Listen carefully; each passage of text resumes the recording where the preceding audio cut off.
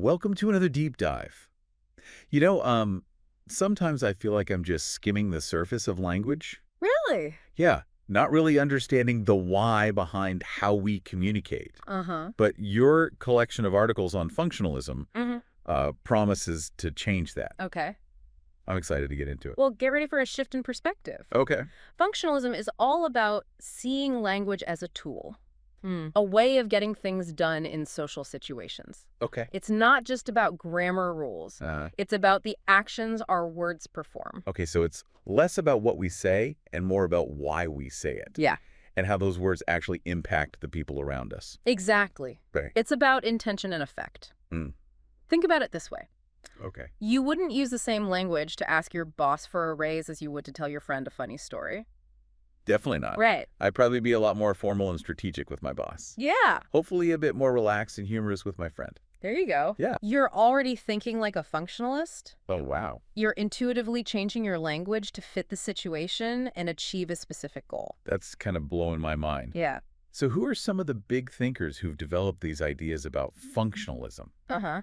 The articles mention a few names like Michael Halliday. Halliday is huge GE in this field. Okay.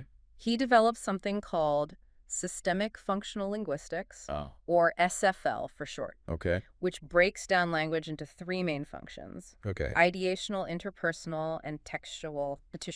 Okay. I'm going to need you to unpack those for me. Sure. They sound a bit intimidating. Not at all. Okay. Let's start with the ideational function. Okay. This is basically how we use language to represent the world around us, to Okay. convey information and experiences. Okay. So when you describe that amazing sunset you saw, you're using the ideational function. So it's how we paint pictures with words, how we explain things and share our knowledge. Exactly.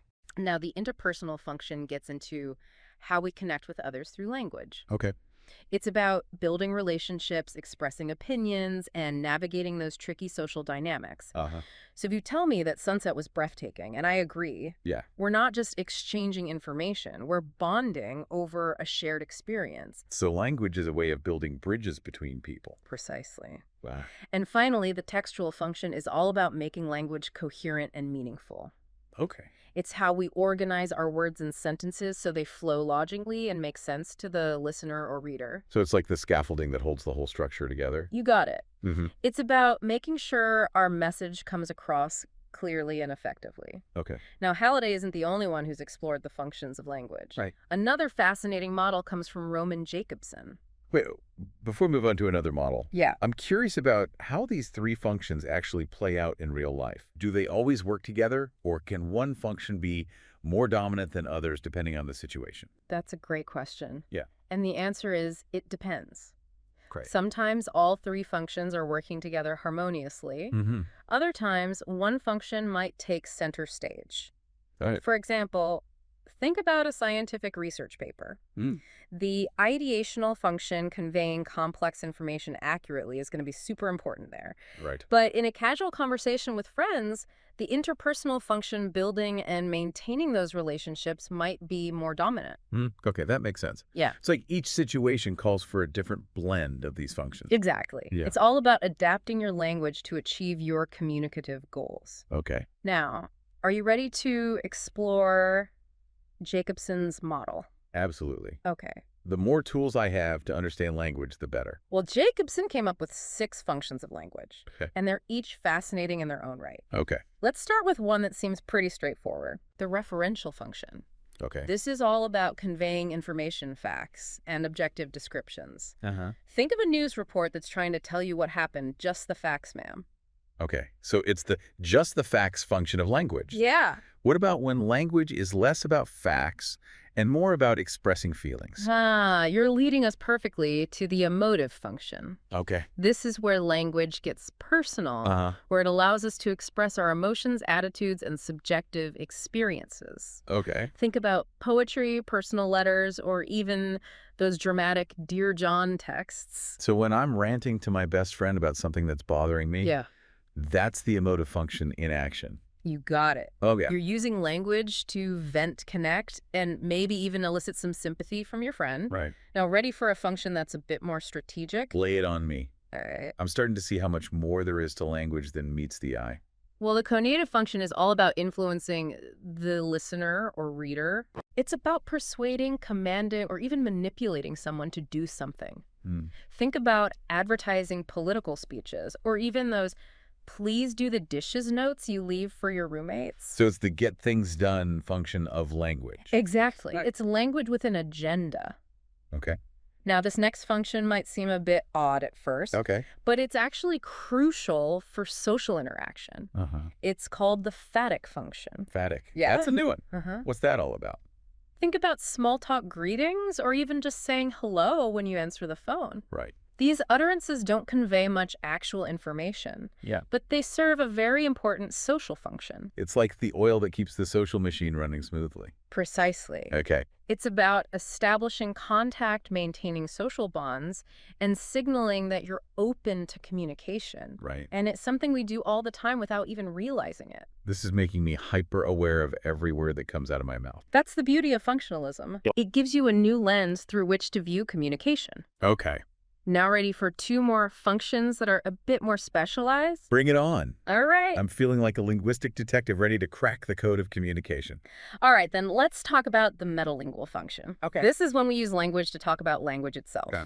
Think about grammar lessons, dictionary definitions, or even those moments when you're trying to explain what a particular word means. So it's language turned inward, examining itself. Precisely. Okay. And finally, we have the poetic function, which focuses on the aesthetic qualities of language, on its beauty rhythm and evocative power. Right? Think about poetry song lyrics, or even those perfectly crafted Instagram captions that make you stop and think. So it's the function that makes language sing. Exactly. Right. And it reminds us that language isn't just about conveying information. Mm-hmm. It's also an art form, a way of expressing ourselves creatively and moving others with our words. Okay. Now, I know we've covered a lot of ground here. Yeah.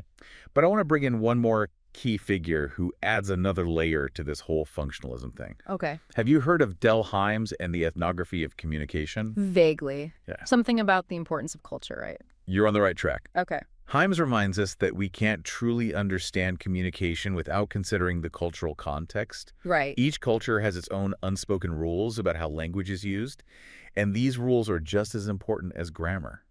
So it's like there's this whole hidden layer of meaning that goes beyond the words themselves. Exactly. Wow. And Hymes developed a really helpful tool for analyzing communication within its cultural context. Okay. He called it the speaking model. Okay, speaking model. I'm intrigued. Break it down for me. It's an acronym, Okay. and each letter stands for a key aspect of communication Right. that we need to consider when analyzing how language functions in a specific cultural setting. Hit me with the acronym. All right, buckle up. Speaking stands for setting participants, ends, acts, sequence, key instrumentalities, norms, and genre. Okay, whoa, that's a lot to unpack. Yeah. Let's start with a few that stand out to me. Okay. What's the deal with setting and participants? Those seem pretty basic, Great. but I'm guessing they go deeper than I'm thinking. You're right. They are fundamental but often overlooked. Yeah. Setting refers to the physical and social context of the communication. Mm-hmm.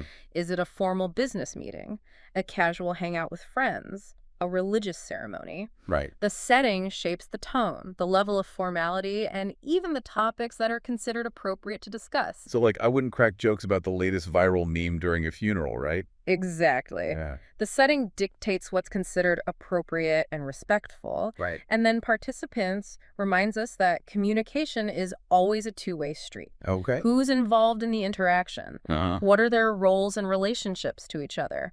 Think about how your communication style changes when you're talking to your grandma versus your best friend versus your professor. Oh, absolutely. With my grandma, it's all about respect and catching up on family news. Right. With my best friend, it's rapid-fire jokes and shared secrets. Uh-huh. And with my professor, I'm trying to sound intelligent and engaged. Yeah. Even if I'm secretly confused about half the concepts. See, you're already a pro at analyzing communication. You Ah. intuitively understand how the participants shape the dynamics of the interaction. This speaking model is pretty powerful. It is. It's like a checklist for understanding all the subtle factors that influence how we use language. And it's especially helpful when we're trying to understand communication across cultures. Right. What might be considered polite in one culture could be totally rude in another. That makes me think about all the times I've probably made communication blunders without even realizing it. It happens to all of us. But being aware of these cultural nuances can definitely help us avoid those awkward moments and build stronger relationships. So we've explored these core concepts of functionalism, Right. seeing language as action, understanding the importance of context, and analyzing communication through these different models. Hmm. But I'm really curious about how this all plays out in the real world. Okay. The articles you shared mentioned some specific fields where functionalism is applied. You're right. Let's dive into those applications. Okay. And I think you'll find it fascinating how one theoretical framework can be used to understand everything from classroom dynamics to political propaganda. I'm all ears. Okay. Let's start with education. Yeah. I remember the articles mentioning something about functionalism being used to analyze textbooks and classroom discourse. Exactly. Remember Halliday's three functions of language? Mm-hmm. Ideational, interpersonal, and textual. Okay. Remind me how those connect to education. Well, the ideational function is all about conveying information, right? So when we analyze textbooks, we can look at how they present factual knowledge, how they structure information, and whether they encourage critical thinking or just rote memorization. So it's not just about whether the textbook is accurate, Mhm. but also how it presents that information in a way that's engaging and encourages deeper learning. Precisely. And then the interpersonal function comes into play when we analyze classroom interactions. Yeah. How are teachers using language to build relationships with students, create a positive learning environment, and provide effective feedback? Why? And how are students using language to participate in discussions, ask questions, and demonstrate their understanding? It makes me think about those teachers who could explain the most complex concepts in a way that was both clear and engaging. Yeah, They were masters of the interpersonal function. absolutely. They understood how to use language to connect with their students and make learning a truly collaborative process. Right. Now let's shift gears to a field that might seem totally different, but actually uses many of the same principles. Okay. Sociolinguistics and ethnography. Okay. These fields are all about how language varies across social groups and cultures. I remember those articles mentioning how functionalism helps researchers understand things like slang dialects and how language reflects social identity. You got to remember Halliday's concept of register. Uh-huh. That's super important here. Okay. Sociolinguists might study how different social groups use distinct registers or how register shifts depending on the social context. So like a group of close friends might have their own slang and inside jokes, Yeah. but they'll switch to a more formal register when speaking to a teacher or a potential employer. Perfect example. Okay. And functionalism also helps us understand how language is used to construct and maintain social hierarchies. Right. For instance, think about how forms of address can reflect power dynamics. Like how in some cultures, it's considered disrespectful to address elders by their first names. Exactly. It's all about showing deference and recognizing their higher social status. Exactly. And even within a single culture, the way we address someone can convey a lot about our relationship with them. Right. Think about the difference between calling your boss Mr. Smith versus Bob. It's fascinating how much social meaning is packed into these seemingly simple language choices. And functionalism gives us the tools to unpack those meanings and understand how language shapes our social world. Okay. Now, ready for a deep dive into a world where language is often used strategically to influence and persuade? Bring it on. I'm guessing we're talking about the world of media and politics. You got it. And this is where things can get a little bit, well, manipulative. Think about political speeches. Okay. They're carefully crafted to persuade the audience to support a particular candidate or ideology. Functionalism helps us analyze how politicians use language to build rapport, frame issues, and evoke emotions. I definitely notice how some politicians use really inclusive language, like we and us, Right. to make it feel like they're on the same side as the audience. Yeah. That's a classic example of the interpersonal function at play. Yeah. And then there's the way they might use metaphors or vivid imagery to create a particular emotional response. Like when a politician describes their opponent's policies as a sinking ship or a house of cards. Exactly. Those metaphors are designed to evoke negative feelings and sway the audience. Exactly. Functionalism allows us to see past the surface rhetoric and understand how language is being strategically deployed to achieve specific persuasive goals. Right. And it's not just politicians who use these tactics. Okay. The news media is another fascinating area where functionalism can be applied.